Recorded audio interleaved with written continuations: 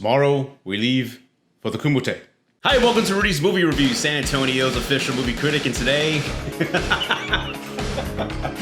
oh god, I'm gonna have a little fun with this review because I am doing a retro review for the 1988 classic, one of Van Damme's low budget, but yet one of his best films in his catalog. I'm gonna be talking about Bloodsport.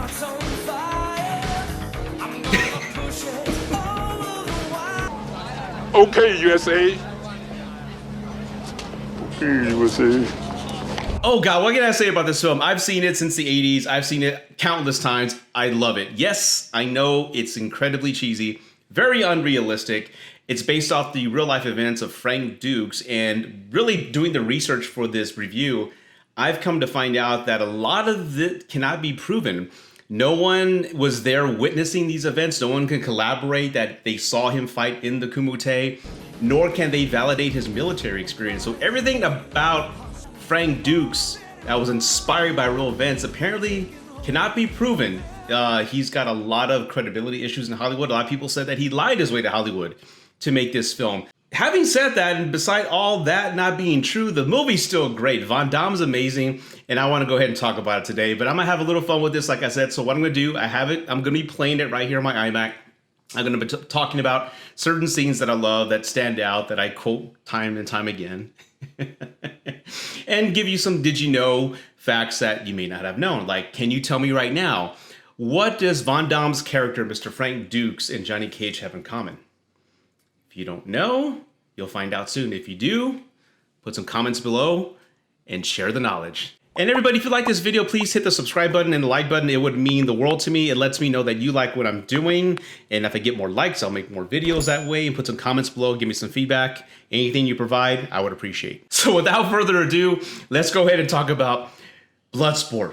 Kumite. Kumite. I do love the beginning of the film. It has like a montage of all these fighters from around the world training and, you know, breaking ice, breaking, 4x4s or 6x4s of wood. And then they got a dude jumping up on trees, hitting coconuts. A lot of people I've seen recently said that's racist. I don't know if it's racist. There probably is a fighting technique out there with that type of style. I honestly don't know. Anyway, it just cracks me up. And I do love that the world it's building. These are all nationalities, all these fighters from all over the world, you know, showing their craft and just kind of building this world. So again, I applaud the beginning. I remember when I saw this as a kid, it actually reminded me of Street Fighter. I'm like, hey, is this a movie about Street Fighter? I remember having that in the back of my mind because Street Fighter 1 had come out already. Brooklyn, but don't forget them and dogs, baby, all over the world. Jack, you really going to Hong Kong?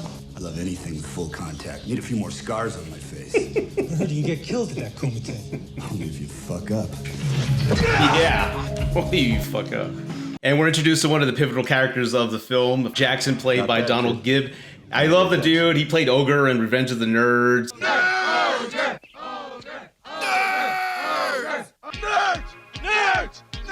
He's always had that, you know, big dude role. But, you know, I think this is like one of the roles he's always going to be remembered for. And I just love his attitude. It's like, I heard you didn't get killed in Kumite. Only if you fuck up. And by the way, did you know that when Frank Dux, the real Frank Dux, met Jean-Claude Van Damme, Frank Dux said that Van Damme was in nowhere near the shape he needed to be.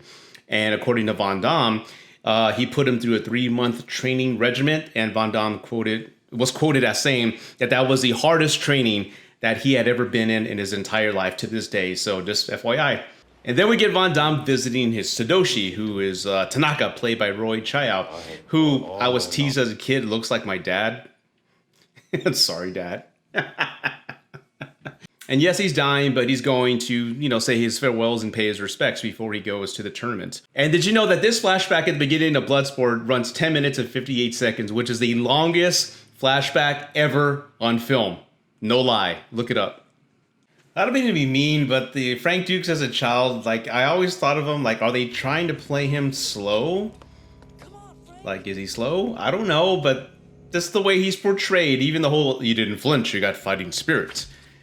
That or he's just too dumb to react. I don't know. It just the way the actor portrayed him, just totally unconscious of what's going on around him. They broke into a building and they dropped the sword. The owners are coming. He just stands there and picks up the object that was dropped. I don't know. So the portrayal of a young Frank Dux always bothered me. I don't know. Did it bother you? That's just my thoughts. You're not gonna call the cops? Not if we make a deal. What kind of a deal? And the one thing that always bothered me is this, because Tanaka goes to and visits Frank Dux' parents and says, Frank has interest in my martial arts. I'd like to teach him. Bring mind, body, and spirit together. And as we find out, he's only being used as Tanaka's son's punching bag to help him get better. Not yet. How come you coach him but not me? I brought you here to help me train my son. Don't question me. And it's not until Tanaka's son dies is when he finally trains Frank Dux in the martial arts that he's been wanting to do. And he's a grown adult by then. So this entire time as a kid until a young adult, Frank Dux has been a punching bag for Tanaka's son. Honestly, what does this have to do with training? It has nothing to do with training for the Kumite or his fighting skill. This is just to demonstrate that Van Damme can do a split. That's all it is. And by the way, this is his second split demonstrated in this film. And there's a total of 7 throughout the whole entire film. So FYI, they really wanted to emphasize the guy can do a split. And then we finally get to the Kumite. We're introduced to Bolo Yang, the great Bolo Yang. And the guy's amazing. He doesn't need many lines. He doesn't have to say much. Just stand there and flex his chest. That's all we need. And his career goes back as far as Enter the Dragon. So if you haven't seen that, check that out as well. But I love his reaction when Jackson beats Johnny Depp. He's, I want you, man. He's like, I don't even know who you are. By the way, this movie has one of the best soundtracks ever. This is actually my workout mix. Kumite. Ask any one of my friends, they'll tell you. Body's ready, my heart's on fire. Gonna push over the wire. Now, when I asked earlier what Van Damme's character Frank Dux and Johnny Cage have in common, it's this. The makers of Mortal Kombat saw this film back in the 80s, and this inspired Mortal Kombat the game. And the character, Johnny Cage, is based off of Van Damme, hence the split and punch in the nuts. They tried to get the name Bloodsport for the game, but they couldn't settle because of legal agreements that settled on Mortal Kombat. But they tried for many, many years to get Van Damme to be in the game. Unfortunately, they couldn't get it done, so they went with an alternative character named Johnny Cage. Hence, the origin of Johnny Cage in Mortal Kombat. I bet you didn't know that. Now, one thing that actually bothered me is that Frank Dux broke 2 world records. His next fight with Jolo Gomez, the black gentleman who does this and does all this theatrical stuff, he knocks him out within 5 seconds, which is, I think, 3 seconds less than the previous world record.